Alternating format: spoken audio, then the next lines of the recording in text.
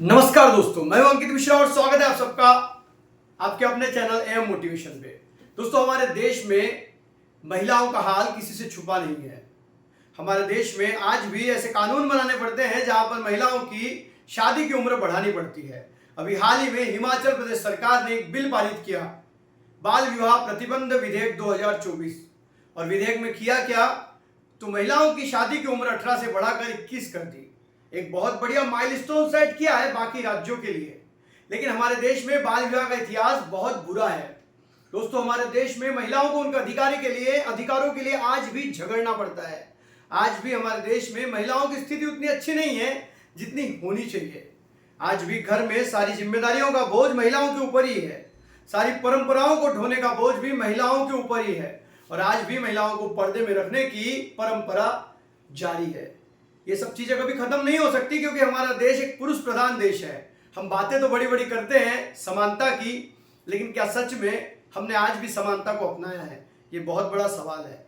आज जिस प्रकार से बंगाल में एक डॉक्टर के साथ रेप होता है और पूरा सिस्टम उसके सपोर्ट में खड़ा हो जाता है, और जब लोग रास्ते पे उतरते हैं तो उन पे लाठी चार्ज किया जाता है, इस हालात में हमारा देश जी रहा है।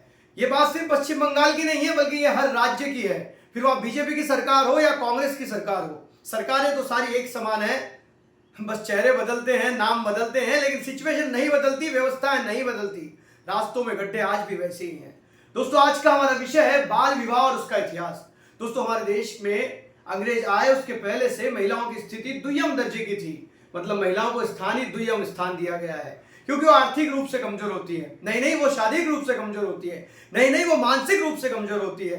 नहीं वो बौद्धिक रूप से कमजोर होती है। न जाने कितने सवाल और कितनी बातें महिलाओं के लिए की जाती है। वो सावित्रीबाई फुले भी जब अपने घर से उन बच्चों को पढ़ाने के लिए निकली तो उस पर भी गोबर फेंका गया है। और आज भी कोई महिला अगर किसी क्षेत्र में आगे बढ़ती है तो उसकी टांग खींचने वाले हजारों लोग खड़े हो जाते हैं।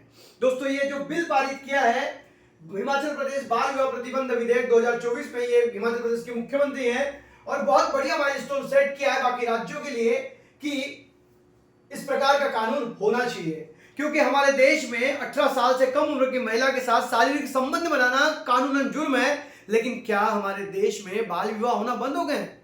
ये एक बहुत बड़ा सवाल है। क्योंकि आज भी अगर आप खेड़ों में जाएंगे, ग्रामीण भाग में जाएंगे, तो आपको ऐसे हजारों उदाहरण मिलेंगे जहां पे 13 से 14 साल की बच्चियों की शादी कर दी जाती है और हमारा शासन प्रशासन चुप रहता है। और अगर किसी ने इसके खिलाफ उंगली उठाने की कोशिश भी की तो सारा गांव एक होकर उस आदमी के पीछे पड़ जाता है।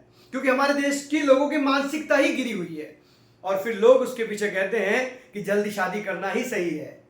पता नहीं कौन सा लॉजिक हमारे देश के लोगों का है। दोस्तों, ये विधेयक जो कि उम्र को 18 से 21 करता है, यह विधेयक आया है हिमाचल प्रदेश में और इस विधेयक का नाम है बाल विवाह प्रतिबंध विधेयक 2024। इसके पहले केंद्र सरकार ने, जी हां, बीजेपी गवर्नमेंट जो केंद्र में बैठी है, इन्होंने 2021 में एक बिल लाया था जो हमारे देश की महिलाओं की शादी की उम्र 21 करना चाहते थे। लेकिन इतना पाशवी बहुमत होकर भी बीजेपी वो बिल पास न करा सकी। और आज जब हिमाचल प्रदेश में बिल पास हुआ है तो बीजेपी प्रदेश अध्यक्ष का कहना है ये बिल तो हमारा था, हमने विधानसभा में मंडाया था, ये तो सिर्फ कांग्रेस ने पास किया है और इसीलिए शायद राज्यपाल इस बिल को रोकने की कोशिश भी नहीं करेंगे। नहीं तो जब केंद्र में किसी और की सरकार हो, राज्य में किसी और की, तो केंद्र सरकार के दूत जो राज्यों में बैठे हैं, जो होते तो राज्य के हैं लेकिन सुनते केंद्र की हैं। ऐसे बहुत सारे उदाहरण आज के समय में देखने मिलते हैं, बल्कि इतिहास में भी देखने को मिलते थे। दोस्तों, बात आती है इस बिल का उद्देश्य क्या है। तो इस बिल का उद्देश्य है स्त्री पुरुष समानता। अब स्त्री पुरुष समानता की जब बात आती है तो आप सोचिए, अंग्रेजों के आने के पहले भारत की स्थिति में महिलाओं की स्थिति क्या रही होगी। उस समय से राजा राम मोहन रॉय से शुरुआत होकर महात्मा गांधी तक और महात्मा गांधी के बाद डॉक्टर बाबा साहब अम्बेडकर तक हर व्यक्ति ने महिलाओं के उत्थान के लिए काम किया है। तब जाके आज महिलाएं बड़े बड़े पदों पर बैठी हैं। उस समय क्या स्थिति रही होगी। और आज भी हमारे देश में स्त्री पुरुष समानता स्थापित नहीं हुई है। आज भी महिलाओं को असमानता का ही व्यवहार किया जाता है। उनका दूसरा उद्देश्य है कि महिलाओं के हेल्थ के लिए इंपॉर्टेंट है कि उनकी शादी की उम्र 21 हो, क्योंकि कम उम्र में अगर बच्चे पैदा कर रहे हैं तो उनके हेल्थ के साथ खिलवाड़ होगा। और शायद ये अच्छी पहल भी है। तीसरी बात आती है शिक्षा की। दोस्तों, हमारे देश में बच्ची के पैदा होते ही घर वाले डिसाइड कर लेते हैं कि इसकी शादी के लिए हमें पैसे जमाने पड़ेंगे, क्योंकि पुरुष प्रधान मानसिकता में बिना दहेज के हमारे मूर्ख बच्चे बिकने को तैयार नहीं होते, जिन्हें हम बैल भी कह सकते हैं। और आज भी महाराष्ट्र के मराठवाड़ा में लाखों रुपए दहेज लिया जाता है एक लड़की से शादी करने के लिए। जो जिस पद पर होगा उसकी कीमत उतनी ज्यादा लगाई जाती है। ये बातें जो मैं कह रहा हूं ये कई लोगों को कड़वी भी लगेंगी, लेकिन मुझे इससे कोई फर्क नहीं पड़ता, क्योंकि समाज में इतनी बुराइयां भरी हुई है और बुराइयां करने वाले हम इंसान ही हैं। तो शिक्षा का जो ये प्रॉब्लम है, लड़कियों की शादी जल्दी कर देते हैं, जिसके कारण लड़कियां शिक्षा प्राप्त नहीं कर पाती। ऐसे कई उदाहरण हैं जब लड़कियों से ये कहते सुना जाता है कि हमें भी अपनी जिंदगी में बहुत कुछ करना था, लेकिन हमारे पप्पा ने हमें करने नहीं दिया और हमें 2-3 ट्राई के बाद कहा कि अब तेरी शादी करना जरूरी है। कैसे होगा हमारे देश में महिलाओं का विकास? तो ये 3 उद्देश्य को पूरा करने के लिए ये विधेयक लाया गया और बहुत बढ़िया विधेयक मैं इसे कहूंगा। दोस्तों, इसके इतिहास में अगर जाते हैं हम, तो आप ये देखेंगे कि ब्रिटिश काल में, मतलब लगभग आज से 200 साल पहले से हमारे देश में महिलाओं के उत्थान के लिए कार्य शुरू हो चुके थे। 1829 राजा राम मोहन रॉय, जिनको हम आद्य समाज सुधारक कहते हैं, इन्होंने महिलाओं के पर्दा पद्धति के खिलाफ में आवाज उठाई, क्योंकि इनकी स्वयं की भाभी पर्दा रखती थी और ये राजा राम मोहन राय को पसंद नहीं था।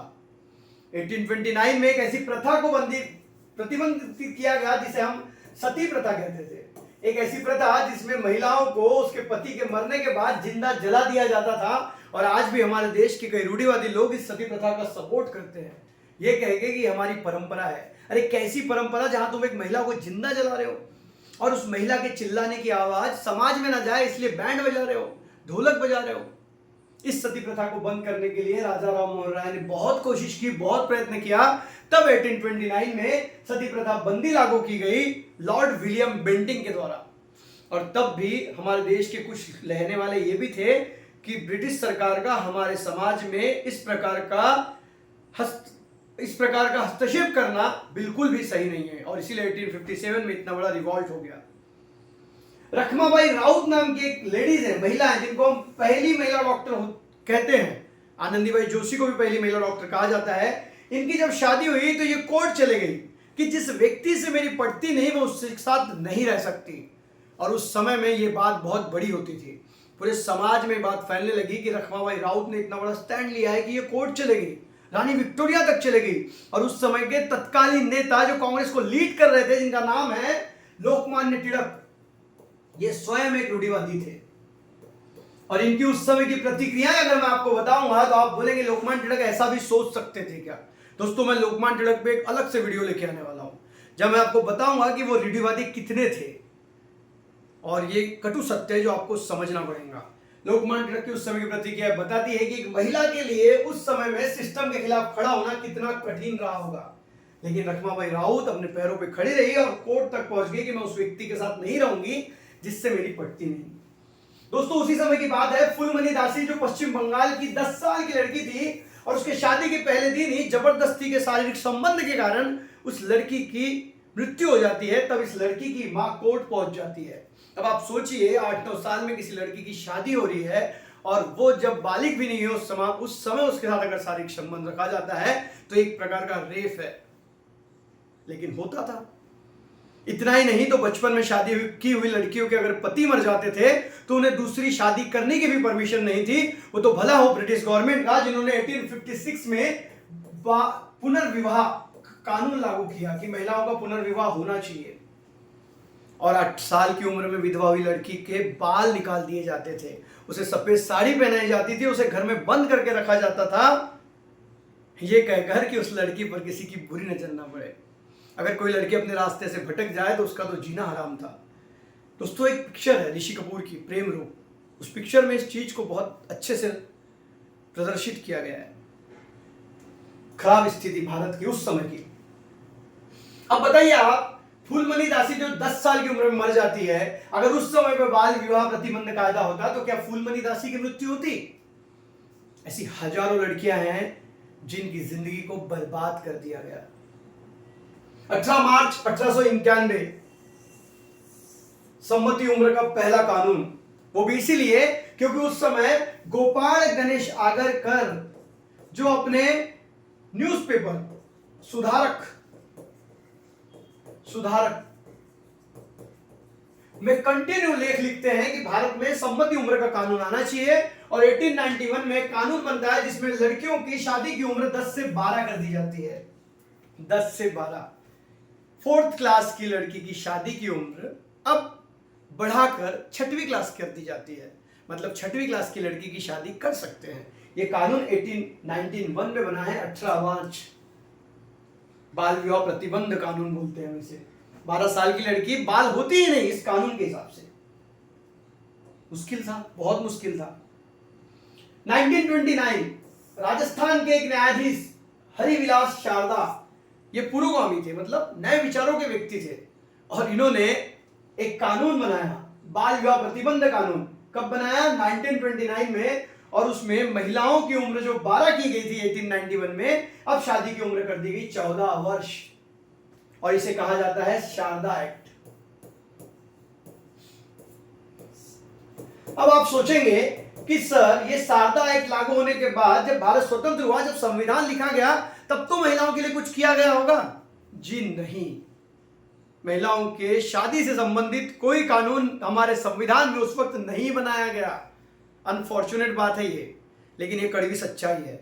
और महिलाओं के लिए कानून बनने के लिए इंतजार करना पड़ा 1978 के उस साल का, जब 18 साल उम्र की गई कि 18 साल से कम उम्र की लड़की के साथ अगर कोई शारीरिक संबंध बनाता है तो ये कानूनन जुर्म होगा और 18 साल की लड़की की ही शादी की जा सकती है, मतलब उसकी उम्र 18 से ज्यादा होना चाहिए। क्या इस कानून का प्रतिपालन बहुत अच्छे से हो रहा है हमारे देश में? 1978 तो छोड़ दीजिए, हम 21वीं सदी में जी रहे हैं, आज 2024 साल चालू है। क्या आज भी हमारे देश में बाल विवाह होते हैं? जी हाँ, होते हैं। अगर आप शहरों को छोड़ दें तो ग्रामीण क्षेत्र के हाल बहुत खराब है। आज भी लड़कियों को पढ़ने नहीं दिया जाता। धीरे धीरे परिस्थितियां बदल रही है और धीरे धीरे बदलेंगी, लेकिन भारत देश में जो परिस्थितियां बदल रही है उसकी स्पीड बहुत स्लो है, और हम वेस्टर्न कंट्रीज से इस मामले में तो पीछे हैं ही, क्योंकि हम आज भी अपनी घर की लड़कियों को द्वितीय स्थान ही देते हैं। मैं ये नहीं कहता कि उन्हें पूरी स्वतंत्रता दे दी जाए, लेकिन समानता जरूरी हो। आज भी मैं एक टीचर हूं, मैं देखता हूं कि इस प्रकार से पेरेंट्स एक लड़की और एक लड़के में भेदभाव करते हैं। एक लड़के को सारी वो चीजें देते हैं जो उसे आवश्यक होती है, और एक लड़की जब कोई चीज मांगती है तो उसको मना कर दिया जाता है। क्यों? क्योंकि आज भी हमारे समाज की मानसिकता बदली नहीं है। हमारे नजरों में तो लड़कियां कमजोर हैं, हमारे नजरों में तो लड़कियां बोझ है, हमारे नजरों में लड़कियों की बुद्धिमत्ता कम होती है, हमारी नजरों में तो लड़कियां कमजोर है, शारीरिक रूप से, मानसिक रूप से और बौद्धिक रूप से।